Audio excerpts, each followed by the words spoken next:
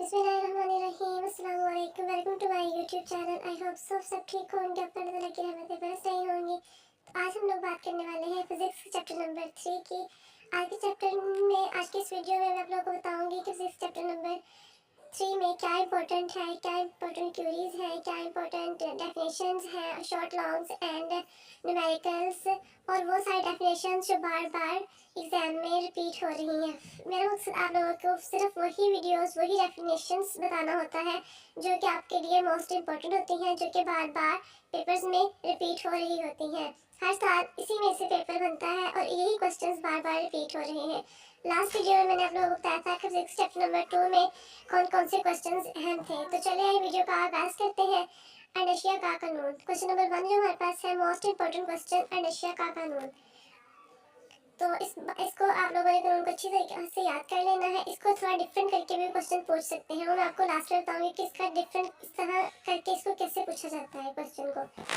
तो अंडरशिया का कानून किसी भी जिस्म की वो खुसूसियत है जिसकी वजह से जिस्म अपने रेस्ट की हालत या सीधी लाइन में मोशन की हालत में तब्दीली की मज़ाहमत करता है। अच्छा, तो ये वाला क्वेश्चन। इसके बाद सेकंड पे क्वेश्चन है, फ्रिक्शन क्या है? वो फोर्स जो मोशन की मुखालफत करती है फ्रिक्शन कहलाती है। मोशन की मुखालफत करती है फ्रिक्शन कहलाती है। इसके बाद क्वेश्चन नंबर 3 है, न्यूटन के मोशन के पहले कानून को बयान करें। ये जो क्वेश्चन अभी तक मैंने जो तीसरा क्वेश्चन पढ़ा है, ये तीनों ही बहुत इंपॉर्टेंट, इनके ऊपर वेरी इंपॉर्टेंट लिख लें। और ये फिजिक्स के चैप्टर नंबर जो 3 का सारा खुलासा जो टोटली इंपॉर्टेंट था, वो सारा मैंने आपके सामने पेश किया है। तो चलिए आप लोगों के सामने क्वेश्चन नंबर 3 को रीड करती हूँ, आप लोग इसको अच्छे से याद करें। एक जिस्म अपनी रेस्ट या सीधी लाइन में मोशन की हालत को जारी रखता है। इस पर कोवेलेंट फोर्स अमल ना करे। तो ये था मोशन, जो न्यूटन के मोशन का पहला कानून है ना, वो ये वाला है। इसके जो तीनों कानून है ना, ये बहुत इंपॉर्टेंट है और इनको बार बार रिपीट हुए हैं। एक जिसमें अपनी रेस्ट या सीधी लाइन में मोशन की हालत को जारी रखता है, इस पर कोवेलेंट फोर्स अमल ना करे। तो इसके बाद अभी जो क्वेश्चन नंबर 4 है, वो इसी क्वेश्चन में से है जो न्यूटन के कवानीन है। जो क्वेश्चन नंबर 4 है, वो न्यूटन के मोशन के दूसरे कानून को बयान करना है। और यहाँ पे फर्स्ट वाला था, फिर यहाँ पे थर्ड आएगा। ये तीनों ही बहुत इंपॉर्टेंट है। जब किसी जिस्म पर एक नेट फोर्स अमल करती है तो इस जिस्म में, इस क्वेश्चन को इसको हम लोगों ने पहले वाले कानून को समझ के पढ़ना है। अगर हम लोग पहले वाले कानून को अपने माइंड में रखते हुए पढ़ेंगे तो दूसरा कानून याद करना बहुत ही आसान है। रट्टा नहीं लगाना, इसको आप लोगों ने समझ के पढ़ना है। तो इस जिस्म में अमल करती है, तो इस जिस्म में फोर्स की सिमत में एक्सेलरेशन पैदा होता है। इस एक्सेलरेशन की मिकदार पर जिस्म पर अमल करने वाली नेट फोर्स के डायरेक्टली प्रोपोर्शनल और इसके मास के इनवर्सली प्रोपोर्शनल होती है।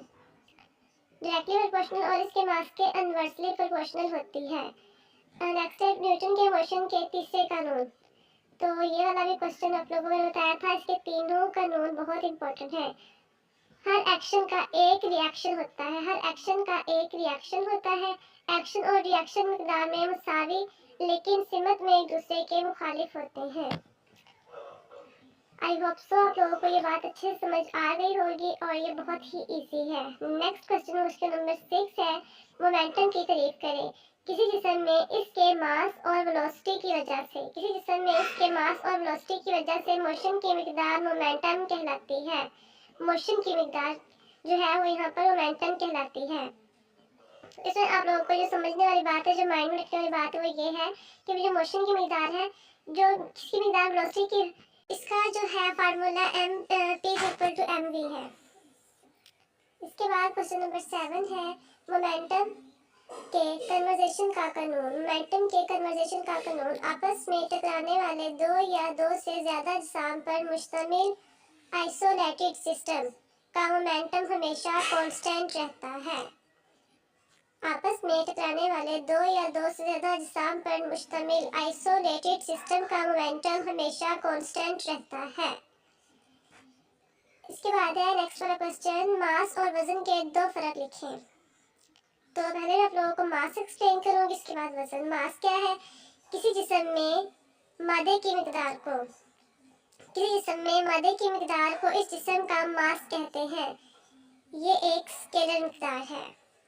किसी जिस्म में मादे की मिकदार को इस जिस्म का मास कहते हैं। ये एक स्केलर मिकदार है।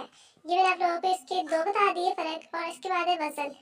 वजन किसी जिस्म पर अमल करने वाली ग्रेविटेशनल फोर्स है। वजन किसी जिस्म पर अमल करने वाली ग्रेविटेशनल फोर्स है। और इसके बाद नीचे क्या लिखा हुआ है, वो था मास में था वो एक उसकी स्केलर मिकदार थी और ये एक वेक्टर मिकदार है। ये इसमें डिफरेंस है। और इसके बाद है क्वेश्चन नंबर 9, सेंट्रीपिटल फोर्स की तारीफ करें। वो फोर्स जो किसी जिस्म को दायरे में हरकत करने पर मजबूर करे सेंट्रीपिटल फोर्स कहलाती है। दायरे में हरकत करने में मजबूर करती है वो सेंट्रीपिटल फोर्स कहलाती है। इसका जो फार्मूला है वो ये है, Fc = mv² out of r। इसके बाद क्वेश्चन नंबर हम लोगों ने यहाँ पर 10 पर आ गए हैं। सेंट्रीफ्यूगल फोर्स की तारीफ करें। सेंट्रीपिटल फोर्स का रिएक्शन भी मौजूद होता है। ये सेंट्रीपिटल रिएक्शन जो डोरी को बाहर की तरफ खींचता है सेंट्रीफ्यूगल फोर्स कहलाता है। सो सिंपल लेकिन बहुत ही इम्पोर्टेंट क्वेश्चन है। सो बच्चों, आप लोगों ने इस क्वेश्चन को बहुत अच्छे से याद करना, उसको समझ के पढ़िएगा। इसके बाद क्वेश्चन नंबर 11 है, फोर्स के यूनिट या न्यूटन की तारीफ। ये दो तरह से क्वेश्चन आ सकता है, इसका आंसर एक ही है। फोर्स का यूनिट न्यूटन है। सबसे पहले समझने वाली बात है, फोर्स का यूनिट न्यूटन है। एक न्यूटन वो फोर्स है जो 1 किलोग्राम मास वाले जिस्म में 1 ms-2 का एक्सीलरेशन अपनी ही सिमत में पैदा करती है। तो इसमें जो बात समझने वाली थी वो ये थी कि ये क्वेश्चन दो तरह से रिपीट हो सकता है, लेकिन इसका आंसर यही होगा। इसके बाद क्वेश्चन नंबर 12 हमारे पास है, फ्रिक्शन को कम करने के दो तरीके लिखें। स्लाइडिंग सतहों को पॉलिश किया जाता है। स्लाइडिंग सतहों के दरमियान तेल या ग्रीस वगैरह इस्तेमाल किया जाता है। कितना मजे का क्वेश्चन है और अभी पढ़ते पढ़ते ही याद हो चुका है हमें। इसके बाद क्वेश्चन नंबर 13 है, बैंकिंग ऑफ रोड क्या है। बैंकिंग का मतलब है सड़क के बैरूनी किनारे को ऊंचा करना। बैंकिंग का मतलब है सड़क के बैरूनी किनारे को ऊंचा करना। तो आप लोगों को इस बात की समझ आ चुकी है। और नेक्स्ट क्वेश्चन है क्वेश्चन नंबर 14, फ्रिक्शन के दो फवायद तहरीर करें। फ्रिक्शन की वजह से हम जमीन पर चल सकते हैं। फ्रिक्शन की वजह से हम जमीन पर चल सकते हैं। अगर फ्रिक्शन ना हो तो हम लिख नहीं सकते। तो ये इसके दो फायदे हैं, दो बेनिफिट है फ्रिक्शन के। इसके बाद क्वेश्चन नंबर 15 है, स्लाइडिंग फ्रिक्शन। स्लाइडिंग फ्रिक्शन और रोलिंग फ्रिक्शन में फ़र्क। ये क्वेश्चन ना काफ़ी टाइम आ चुका है और ये बहुत इंपॉर्टेंट क्वेश्चन है।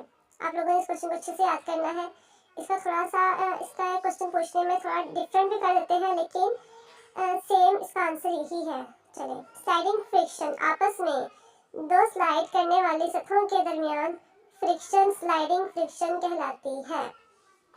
आपस में दो स्लाइड करने वाली सतहों के दरमियान फ्रिक्शन स्लाइडिंग फ्रिक्शन कहलाती है। रोलिंग फ्रिक्शन, रोलिंग फ्रिक्शन वो फोर्स है जो रोल करने वाले जिस्म और इसकी सतह जिस पर वो रोल कर रहा हो के दरमियान अमल करती है। इसके बाद हम लोग इसके लॉन्ग क्वेश्चन की तरफ आते हैं। तो इसके लॉन्ग क्वेश्चन है जो कि इम्पोर्टेंट है, जो आप लोगों को बताया था कि सिर्फ आप लोग यहाँ पर इम्पोर्टेंट आते हैं जिनके बार बार आने के चांसेस हैं और बार बार ये क्वेश्चन रिपीट होते हैं। न्यूटन का दूसरा कानून साबित करें। ये वाला साबित करना है, F = ma। मोमेंटम में तब्दीली की शरह की तारीफ और मसावात भी अखज़ करें। मोमेंटम के कंजर्वेशन के कानून की तारीफ और इसे साबित करें। ये थे 3 क्वेश्चन लॉन्ग जो कि बहुत इंपॉर्टेंट है। इसके बाद जो अहम न्यूमेरिकल है वो ये वाले हैं, मश्की जो है जो कि एक्सरसाइज में न्यूमेरिकल है वो ये वाले हैं, 3.5, 3.8 और 3.10। ये तीनों न्यूमेरिकल वेरी इंपॉर्टेंट। और जो मैंने आप लोगों को चैप्टर नंबर 1 के, चैप्टर नंबर 2 के और चैप्टर नंबर 3 के जितने भी numericals long and short questions करवाए हैं, ये सारे ही इंपॉर्टेंट है और आप लोगों ने इनमें से कुछ भी स्किप नहीं करना है। इसको सबको अच्छे तरीके से याद करना है क्योंकि ये सारे क्वेश्चन रिपीट होंगे। आप लोग जानते हैं कि जो 9th के पेपर होते हैं उसकी 2 टाइमिंग होती है, फर्स्ट, सेकंड, समटाइम थर्ड भी हो जाती है। तो ये तीनों में ही क्वेश्चंस आएंगे। तो आप लोगों ने सब तैयार किए होंगे तो आप लोगों के लिए मुश्किल नहीं होगा। आज की वीडियो में इतना ही। इंशाल्लाह आपसे नेक्स्ट वीडियो में मुलाकात।